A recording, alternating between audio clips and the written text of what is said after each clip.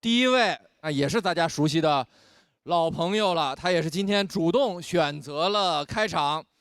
这个世界咱们搞不懂，没想到哲学系的也搞不懂。掌声有请于翔宇。于翔宇他是高要求，对，完美主义，然后手很好看。求求老师讲啊！求求你们了！那都是你发的原来啊？没有，我最近刷了很多他的 report，说他手很好看。求求老师，咱们是一个正经综艺，咱们这爱豆吧，爱豆。你比看姐，稳定发挥。发挥。于翔宇，我心目中的冠军。于翔宇确实是冠军啊，因为他现在已经开始为决赛备赛了。你是？对，翔是每一轮准备的都非常充分，说实话，真的。第3赛段，哎，提高1分就可以干掉2人，那就再涨1分，188。提高1分就可以干掉2人。每一赛段进2，最后要分顶了。11、9、7、5、3，喜剧之王季军。啊，决赛2轮，这个是一个，不是我内心个人的愿望，只是数学啊，数学。只要想着你上台说你要说的，希望观众笑就 OK。3、2、1，于翔宇加油！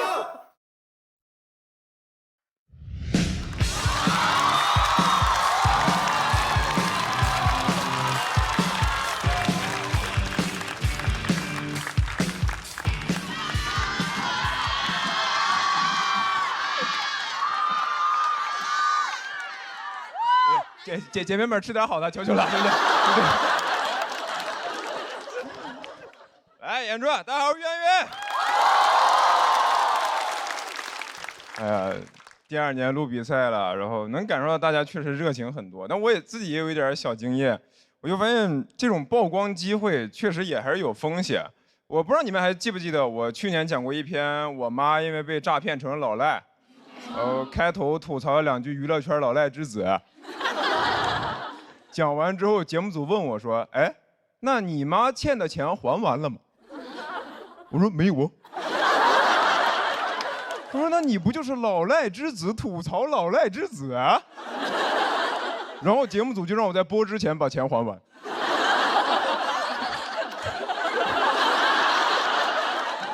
我最后是找朋友借的钱，把我妈欠的钱还了。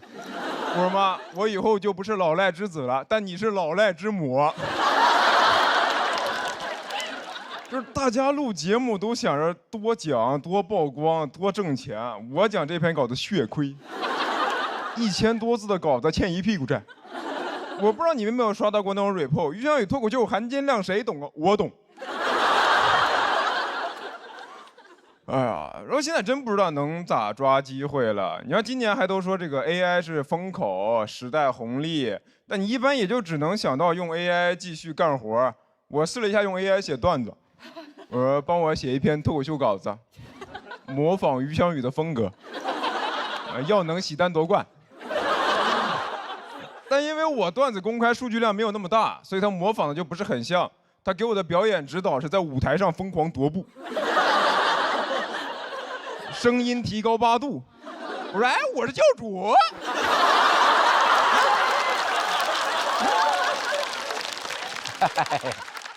但是 AI 的东西看多了之后吧，你又会觉得这个世界还挺割裂的，因为你身边朋友一般都是担心因为 AI 失业嘛，但你确实又能看到有人靠 AI 挣钱。我之前看过一个采访，就台下一个观众问一个那种科技大佬说 AI 肯定会造就一批富豪，但也会造成大量失业问题，请问该怎么解决？那个 CEO 说 AI 时代机遇与挑战并存。我说啊，但它不并存在同一个人身上啊。我们这儿全是挑战，你哐哐机遇。哇，你怎么不直接说你下岗啊？你下岗啊？我上富豪榜啊？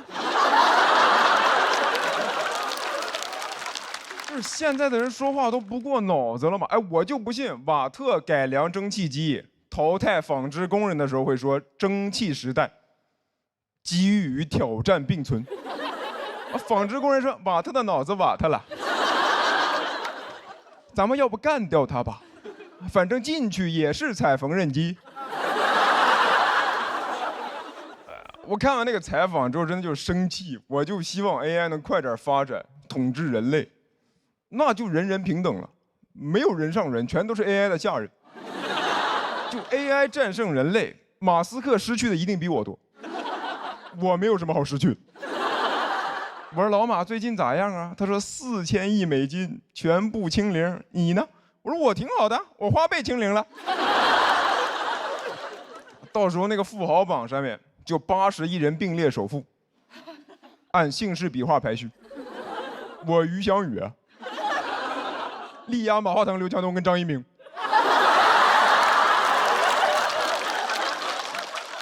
所以我现在就真的很烦这些漂亮话，什么机遇挑战并存，一代人有一代人的机会，拥抱变化。你看最近几年确实变化很多啊，经常就市场大起大落。每次那种股票基金暴跌的时候，都会有人说：“哎呦，抄底的好机会。”但是我看到我的基金大跌，我只有一个反应，就啊！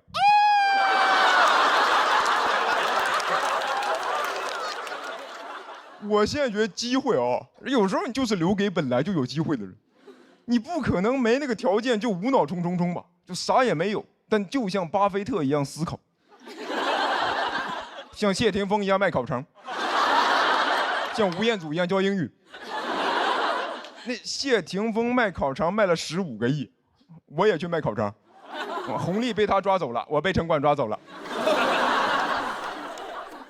那你说我要是卖烤肠能卖15个亿，那一听就不合法。那烤肠得多上瘾，那淀粉肠里是淀粉吗？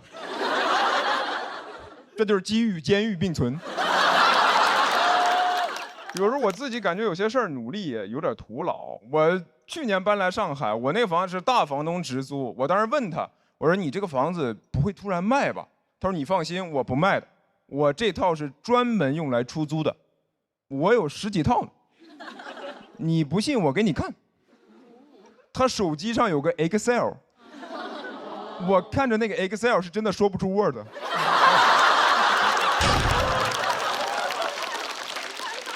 我当时都不想要他的房子了，我就想加入他的家庭。我想问那个大房东，我能不能做你的2房？我拥抱变化，你拥抱我。然后其实现在大家都能感觉到嘛，现在就是机会没那么多了嘛，对吧？以前可能是这个风浪越大鱼越贵，嘛，现在就是风浪越大风浪越大。我感觉我就不是那种所谓能吃到红利的那种时代弄潮儿，我顶多就是个时代赶海儿，就这个浪潮退去，我才会出来。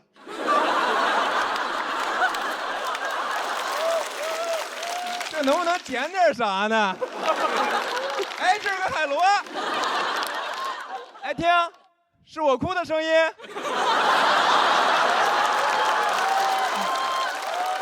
一抬头，弄潮在那开香槟庆祝呢。我说，哎，那瓶子喝完还要吗？谢谢你们，于翔宇。谢谢于翔宇的表演。投票倒计时，3、2、1，请锁票。再次谢谢祥子。哎呀，我一个小问题，中间那个土拨鼠的表演是致敬教主吗？什么？啊，那不是，是先写的那个，再写的就没什么前后关系。于翔宇今年还是很厉害啊，他第1轮就拿到了金牌，然后上1轮呢又挑战教主成功了。所以这个节目对你来说是机遇还是挑战呢？不是，对教主是挑战。不是，其实也没啥，就是每天写稿，然后演开放麦，但就突然好像觉得这么能正常平平凡凡的过也还挺好，就是你没有特别大的机遇，没有特别大的挑战，能很平凡的过已经很幸运了。因为你其实去年也是第一次参加线上节目嘛，然后你今年的状态也保持得很好，所以就是我想知道这个，因为很多演员今年很焦虑嘛，你是焦虑的状态吗？尤其是老演员。我已经是老演员了，是吧？啊，你已经不再是清清白白的毕业生了。今年男大贼多，你知道吗？就是我已经27了，我其实是有焦虑，因为就是你第1年录的时候，大家对我很包容，我有一种感觉，就是我没有在做不好的权利了。就是我去年做不好，大家都说，哎，翔这次那个不好，然后下次就能好。然后我今年不好，大林就会，哎，确实不如去年。没有，开玩笑。但你今年叫他大林，去年叫他郭麒麟老师。郭老师，对我来说确实是个挑战，你失去了机遇。这真人秀是挑战，挺难的真人秀。我觉得特好玩，因为什么呢？刚才我还误会了你一个包袱。你说弄潮儿走了之后，你是那赶海，我以为你是在在沙子里那钻出来那蛏子王呢，我以为是别人赶你呢。我还有一个梗，但是容易掉，我可以给大家讲一下，就这个现在就是风浪越大，一下海鱼呢，一不留神我被捞起来了，哎，小鱼就是我自己。你看，确实一般，幸亏没讲这个。现在说出来有什么区别？哦，锁票了，因为锁票了。琛王咋演呀？能演琛王吗？琛王不是啊，我寻思就是你是让人我演琛王给你看。这不是我什么情绪，我告诉你，这不是什么呀？看，我也乱玩。对啊，他一上来巨逗，就上来大伙儿问好吧，他上来跟交警似的，就是这都这么。岳哥第一次看祥子的现场的表演哈，对你有什么想挑战的吗？除了单口喜剧，你最想做的？因为我可能我这个人目标没有想的那么长远，就眼下我觉得脱口秀就是还没做好，可能第2年就是争取在这个过程中把它做好，然后其他想做的事儿应该也有，但说出来就不太好意思。就是你有想做的事情，这个事情就是你的自留地，就是你心里有个念想，哦，这个事儿我还没做，我做了没准能行，我不跟你们说了，有个念想。我从小到大就没尝试过踢足球，我一直保留着我是一个足球天才的可能性。只要不踢就肯定是天才。对，只要不踢我就有可能是。我觉得祥子现在已经有那种 super star， 就那种超级巨星的感觉了。一上来就控场的感觉，然后很松弛，所以我们听的人也跟着很松弛，就觉得你这什么反应？我现在特别紧绷，真的，这个你的稿子的含金量就是你的信息里面很多东西，我觉得有很多的思考都存在在你这个很完整的秀里面，所以 superstar。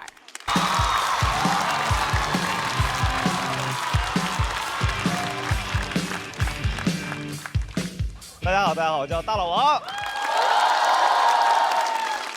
我最近忙，最近在卖一个走步机。为什么卖呢？因为是我买的，我有商品的支配权。什么是走步机？就是一个运动器械，就是跟跑步机差不多。跑步机的最高配速12，走步机最高配速6，你就可以理解为就是跑步机老了，你懂吗？你也可以叫它跑不起来机。我这个身高体重在这个上面其实很难走起来啊，只能看起来很欢快。很冷门的一个产品，历史上我没见什么人用过，只见过一个人用过，就是春晚上的黄渤。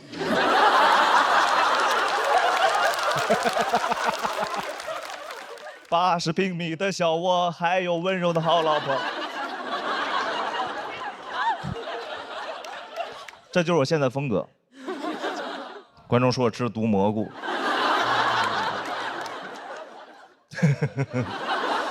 买是因为它可以边工作边运动，朋友们。我不喜欢工作，我也不喜欢运动，所以它可以一起做，你知道吗？效率很高。工作时间用来运动，运动时间用来工作，你的1个小时就变成2个小时，1天就变成2天，24小时就变成48小时。所以我今年32，其实我已经64了，还有1年退休。不，其实是半年。抱歉，这一些精妙的逻辑推演。边工作边运动，你们不兴奋吗？啊，那边工作边运动呢？边工作边运动呢？边工作边运动呢？边工作边运动呢？边工作边运动，边工作边运动呢？这走步机的6种倍速，然后。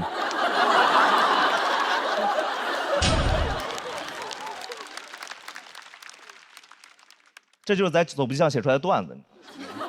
我知道你们在想什么，快跑，然后想买走步机是因为我是一个很贪心的人，我其实对自己要求很高，但我能力跟不上，因为我每天起来第一件事就是定计划，定完计划就困了，然后在计划里补上回笼觉。有时候甚至觉得我是不是写啥就完成不了了，是吧？所以这什么是土度 list？ 这不是一个土咚的 list 吗？我其实觉得做计划就是一次理想中的自己跟现实的自己的对话了。理想中的我杀伐果断，现实中的我主要在沙发里吃饭。很怕别人问我工作进展，所以有时候楼下大爷会跟我打招呼，问我吃了吗 ，check 我进度。所以有本能反应想告诉他，这个不是我负责的。我是不太相信那些能把这些计划每一个都完美执行的人，比如自律博主那种睡够8小时一天，工作8小时，阅读4小时，然后冥想2小时。我说啊，你阅读的时候不是冥想过了吗？我真的很爱看自律博主，我是那种会早起看自律博主的人。那种早晨起来6点就看他们忙活，瑜伽、阅读、冥想、榨蔬菜汁儿，然后上课迟到了。迟到的时候我一下子没反应过来，我说你这个是计划赶不上变化，还就是计划的赶不上？每天其实完不成计划会很自责，你知道吗？但一想，其实大家许愿实现不了的话，其实是不会责备自己的。所以我现在是以许愿的心态定计划。性难愿一生吃素，只为能完成土度。我现在会把我的土度烧给雍和宫，去雍和宫求签，神仙也会很疑惑，说你求的是什么问题啊？土度？哦 ，not to do。怎么现在我这个工作还得普度众生？我说我疯了，你不相信我？现在真实情况就是每天的时间都用来刷短视频，10几个小时在短视频上面。就现在我感觉我这个手机的使用时长呀越来越长，就感觉我这个手机买的真值。社会上发生什么充耳不闻，你知道吗？短视频流行什么如数家珍。有人跟我说这是信息茧房，我说茧房怎么茧房多舒服啊，那可是真丝的。